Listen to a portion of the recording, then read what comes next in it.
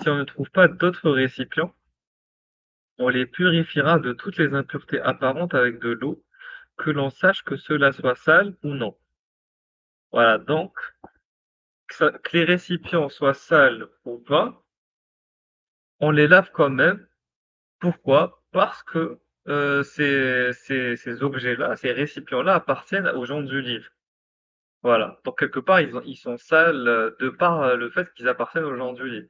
Parce qu'ils te disent que l'on sache que cela soit sale ou non. C'est-à-dire qu'ils sont pas sales, t'es pas censé les laver, à part si t'es un hypermaniaque. Et encore, dans une société, voilà, où l'eau, on ne peut pas se permettre de gaspiller l'eau pour tout et pour rien, à laver et se mettre à laver des récipients qui sont déjà propres. Cette obsession, elle ne trahit qu'une conviction profonde que, au final, ces récipients sont sales par l'appartenance ou le rattachement, hein, aux, aux chrétiens et aux juifs. Il va expliquer ça plus tard. Donc, on partira du principe que les récipients des musulmans sont purs. Voilà. Il part du principe que ceux des musulmans sont purs. Je ne sais pas sur quoi ils se basent, mais ils te disent, voilà, si t'es musulman, forcément tes récipients sont purs. Par contre, voilà, si l'on s'assurait, donc Tahir Pana, qu'il y avait là des impuretés, on devrait alors les purifier avec n'importe quel élément purifiant. Tahirat, quel qu'il soit. Sauf si c'était de la viande d'un domestique, Himar Ahli, ou sa graisse, Wadar al-Shahr, ou toute autre partie. On aurait alors à user uniquement d'eau. Donc, pour étayer ses propos, Ibn Hazm fait mention de deux hadiths. Le premier rapporté par l'un des compagnons du prophète, Abu Tahlaba al-Khashani. Au prophète de Dieu, je ne me trouve parfois sur des terres habitées par les gens du livre, Al-Kitab, où nous avons besoin de leurs marmites, donc d'eau et récipients, Ania. Il leur dit, sur lui la paix, ne les approchez pas si cela n'est pas nécessaire. Si vous étiez contraint, alors lavez-les à l'eau et cuisinez et buvez. Et le second, donc rapporté par un autre compagnon, Salama ibn al-Aqwa, nous sortîmes avec le messager de Dieu, prière et paix de Dieu soit sur lui, en direction de Khaybar. Et lorsque la nuit tomba, donc la veille où la cité fut conquise, les gens allumèrent de nombreux feux. Le messager leur dit, pourquoi ces feux? Que vous voulez cuire? Ils répondirent de la viande, l'ahm. Il dit, quelle viande? Ils dirent de la viande d'âne domestique. Le messager de Dieu, prière et paix de Dieu sur lui, je te dis, jetez-la et brisez les récipients. Un homme dit au messager de Dieu, peut-on jeter la viande et laver les récipients? Il dit, ou bien cela. Wa, wadaka. Voilà. Aoudaka. Aoudaka. Donc, qu'est-ce qu'on peut retenir ici? On peut retenir déjà que le mec, il est plus intelligent que le prophète, parce qu'il lui a dit, c'est con, au lieu de jeter les récipients, on peut juste les laver, en fait. Ah, et du coup, le prophète, après, il se dit, ah ouais, c'est vrai, il a raison. Ça, j'y avais pas pensé. Ça a l'air d'être plus intelligent de faire ça comme ça, au lieu de casser les récipients pour que déjà, moi, c'est le premier truc que je retiens. Et deuxièmement, qu'est-ce qu'on comprend? On comprend que le prophète était contre le fait de manger de la viande d'âne domestique, apparemment. Donc, à la suite de ces deux traditions, peut-être qu'il avait un attachement profond aux ânes. Donc, il y a quelque chose à creuser derrière, peut-être Doul, peut-être le Bourak, je ne sais pas. Il y a une sorte d'affinité entre les équidés et le prophète, hein, et donc il ne veut pas qu'on s'en prenne à eux. Voilà. En tout cas, à la suite de ces deux traditions, Ibn Hazm ajoute que selon lui, tous les lavages ghusl coordonnent la religion à un but purificatoire. Et toute purification doit se faire avec de l'eau. Ainsi, enfin aussi plutôt ajoute-t-il qu'on s'interdira toute forme d'analogie entre la purification des récipients susmentionnés, tels que ceux ayant contenu de la graisse ou de la viande d'âne, voilà, homo, avec les récipients ayant contenu de la viande de chien par exemple. Car les textes divergent en matière de purification, de même qu'il n'est pas possible de statuer à la place de Dieu et du prophète. En gros, il te dit, le prophète, il nous a dit comment il fallait faire avec la viande d'âne. Par contre, il nous a pas dit comment il fallait faire avec la viande de chien.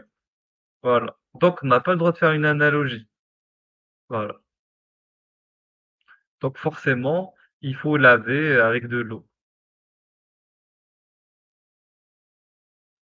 Les seconds cas rencontrés dans le Muhalla concernent la salive, l'u'ab, des koufars al-kitabiyin, infidèles gens du livre, hommes et femmes. Ibn Hazm considère qu'elle est impure. Donc la salive des gens du livre, donc des chrétiens et des juifs, est impure. Il en va de même pour leur sueur, araq, larmes, damat, et tout ce qui provient d'eux. Voilà, tout ce qui provient d'eux est impur. Aussi, le musulman s'interdira tout contact et se tiendra à l'écart de la salive, de la sueur et des larmes d'oiseaux, cochons, chiens, bêtes féroces, souris. Dans la consommation de la viande est interdite, exception faite de la hyène, des bœufs. Voilà. C'est pour ça qu'il y a aussi cette vision très littéraliste que peuvent avoir certains musulmans qui vont te dire, voilà, ne serait-ce que de toucher un cochon, c'est déjà faux. Voilà. De peur de toucher la salive du cochon, la sueur du cochon. Et c'est pour ça que certains musulmans aussi, on s'en fout du cochon. C'est parce que on a plus dans notre vie l'occasion de se confronter à des chiens qu'à des cochons. Ben, donc il y a des musulmans, j'en ai vu dans la vraie vie, qui vont me dire voilà, je pas envie de me toucher du chien parce qu'il risque de me lécher, etc. Mais ils sortent de vrai, voilà, anxiété. Je dis oui, je comprends la viande de chien, la viande de chien. La salive de chien, oui, il y a pas de souci. De manière hygiénique, c'est mieux de se laver après, quand on compte, après avoir été léché par un chien. Mais il y a vraiment une sorte de quasiment de phobie qui se crée à cause de ce genre de préceptes, juridiques derrière. Et on a vraiment une sorte de peur atroce que certains musulmans ont d'être léchés par un chien. En tout cas. Tout ça parce que la consommation de viande, en est interdite. Ils sont considérés comme impurs justement. Voilà, parce que pourquoi est-ce qu'on interdit la consommation de leur viande? Parce qu'ils sont impurs. Alors pour Ibn Hazm, la preuve, pour un de l'impureté de la salive des non-musulmans, et là on revient aux non-musulmans, parce qu'en gros, là ce qu'on est en train de dire, c'est que ce soit des animaux ou des humains, de toute façon quand tu impur, tu mis dans le même sac. Exception, voilà, donc Ibn Hazm, pour Ibn Hazm, la preuve, donc le burhan de l'impureté de la salive des non-musulmans, et le verset 28 de la sourate 5. Donc, Inna al-majmushrikun an-najasa, voilà. Innama al-mushrikun an-najas. Voilà. Donc, les associateurs ne sont qu'impureté. Najas. On le voit ici. Donc, susceptibles d'être traduits par les non-musulmans sont impuretés. Voilà. Selon lui, il est certain, yaqin, que la partie bad donc, est semblable au tout cool en matière d'impureté. Donc Ibn Hazm rejette l'exégèse des savants qui interprètent le mot najas non pas dans le sens physique mais plutôt moral. Et c'est pour ça que moi ça me fait rire quand t'as des Chaban, quand t'as des Alex Islam qui nous disent oui, mais voilà, là on parle pas de la souillure physique, on parle de la souillure morale, etc. Bah écoutez, ben, Ibn Hazm, lui, qui faisait partie des codes d'Ahérite et qui est souvent pris en référence par beaucoup de sunnites, bah lui, il te dit que c'est physique. Qu'est-ce qu'on fait? Donc Ibn Hazm a tort, du coup, ici. Et si Ibn Hazm a tort ici, pourquoi est-ce que vous le prenez dans d'autres sujets et vous le rejetez sur ce sujet-là, alors qu'il applique exactement la même méthodologie pour tout ce qu'il dit? Ah, là, on rentre dans les contradictions. On rentre sacrément dans les contradictions.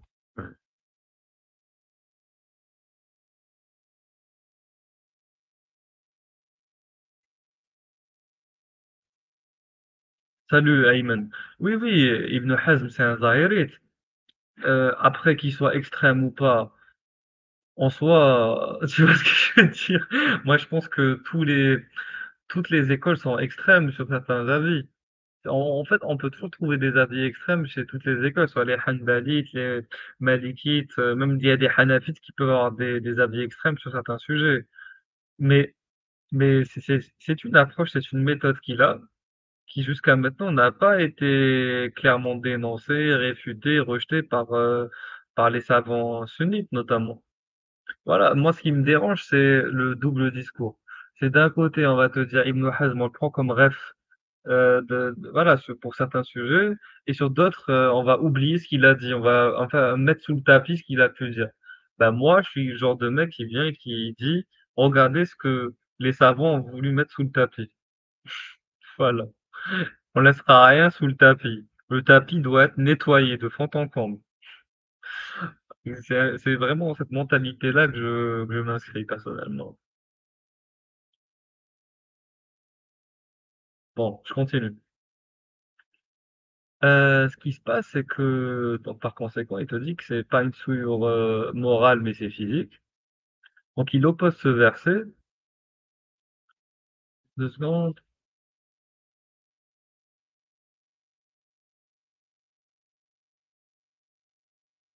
OK, voilà. Donc hadith suivant, donc innal mu'min la najasa, OK, donc le croyant, c'est-à-dire le musulman ne saurait être impur.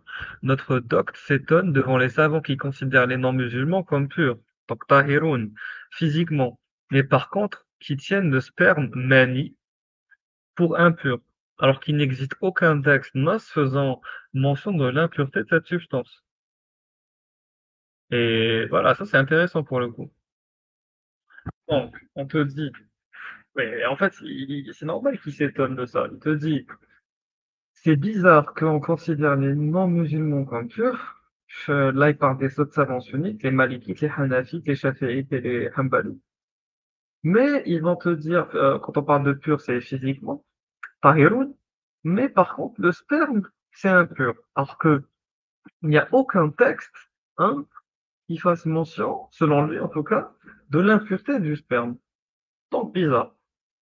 Usant donc de la prolepse argumentative, il objecte à la personne qui lui dirait que le mariage et les relations sexuelles avec des kitabiyètes sont licites, parce que on pourrait dire à Ibn Hazm, oui, mais comment, comment t'expliques que Allah il a autorisé de se marier avec des femmes chrétiennes et juives si elles sont impures physiquement? C'est bizarre, hein. Voilà, le contre-argument de ces gens-là serait pertinent. Donc on va voir ce que répond Ibn Hazm. Donc rien de cela n'indique que leur salive, par exemple, soit pure. Voilà. En gros, il te dit, c'est pas parce que Allah t'a autorisé de te marier avec elle, la chrétienne ou la juive, hein, que sa salive est pure. Donc s'il était dit qu'il est quasi impossible de ne pas être en contact avec celle-ci, il faudrait lui répondre que cet argument est nul. Voilà. Donc Ibn Hazm te dit que tu es nul. Si tu dis que si tu dis que tu peux pas être en contact, tu peux pas t'empêcher d'être en contact avec ta femme chrétienne ou juive. Et que le musulman qui toucherait à leur salive devrait procéder à ce qu'ils exécutent lorsqu'ils touchent leur urine, leur sécrétion vaginale ou leur sang, c'est-à-dire se laver. Voilà. Donc en gros, dès que tu embrasses ta femme, voilà, donc un baiser, et qu'il y a contact de salive, tu dois te laver. C'est directement ablution. Voilà. Brosse à dents, ablution, voilà, bain de bouche, synthol et on y va. Voilà, pour Ibn Hazm, c'est comme ça. C'est impur. Aussi ajoute-t-il que si cela était valable pour les kitabiyyat, comment considérer la pureté de leurs homologues masculins et des hommes et des femmes qui ne relèvent pas des gens de l'Église? Pour lui, si le mariage est autorisé avec des kitabiyyat, cela ne suppose pas qu'elle soit pure. Voilà, donc il te dit, pourquoi est-ce que forcément elle devrait être pure? C'est pas parce que Allah t'a autorisé de marier avec elle, hein, qu'elles sont pures. Donc l'analogie de la première catégorie vers la seconde et la troisième catégorie est donc nulle. Et cette causalité est là entre possibilité de mariage et pureté et à rejeter. Il n'y a pas de causalité entre la possibilité que Allah t'a laissé de te marier avec une kitabia, donc une femme chrétienne ou juive, parce que kitabia c'est rattaché au concept de langue de livre, kitab veut dire livre, donc là on va parler d'elle. Donc la mas'ala, donc ici le cas juridique, hein, suivante, moi je dirais plus le problème juridique, suivant s'intéresse là au soir, donc qui est le reste d'eau ou de boisson des kafirs, ou kafira, infidèle homme ou femme. Ibn Hazm explique que si l'un de buvait ou mangeait dans un récipient inerte ou y introduisait un de ses membres, eh bien on aurait à considérer que ce reste d'eau licite, halal et pur tahir, sauf si on percevait des choses illicites. Ba'd al-haram. Donc ce passage est suivi de très longs développements où l'auteur s'empresse de réfuter toute forme de riès, ou d'autres arguments utilisés par les savants ayant fait école, Abu Hanifa, Malik, Shafi'i. L'avant-dernier rencontré au sein du chapitre At-Tahara concerne les poils et les dents des êtres vivants, qui sont considérés comme purs pour le mu'min, croyant ici, le musulman, il ne va pas de même, donc, pour le kafir, selon Ibn Hazm, et tout cela, s'il provient de l'infidèle, sera considéré comme impur.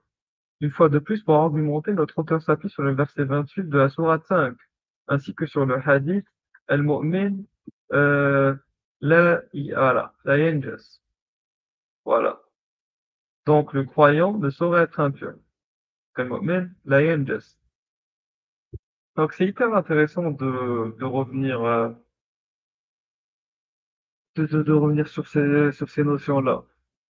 Au final, de comprendre exactement comment est-ce que Ibn Hazm réfléchit, comment est-ce qu'il met en place sa théorie juridique sans faire recours justement à l'analogie, etc., etc.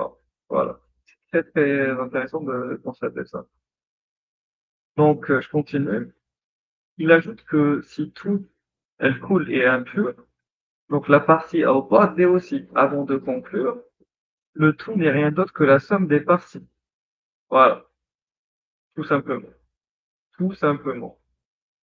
Donc, voilà, donc les poils, les dents, les récipients.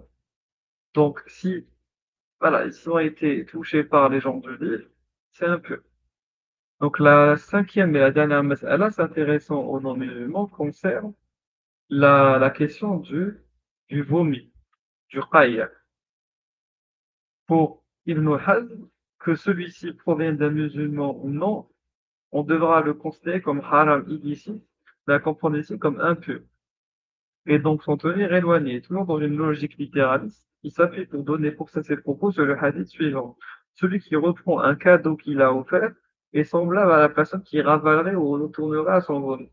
Voilà. Puis ici, il se base sur ce hadith pour montrer que le vomi est à rejeter. Donc, nourriture, on apprend tout d'abord qu'il est licite, mon père, d'offrir de son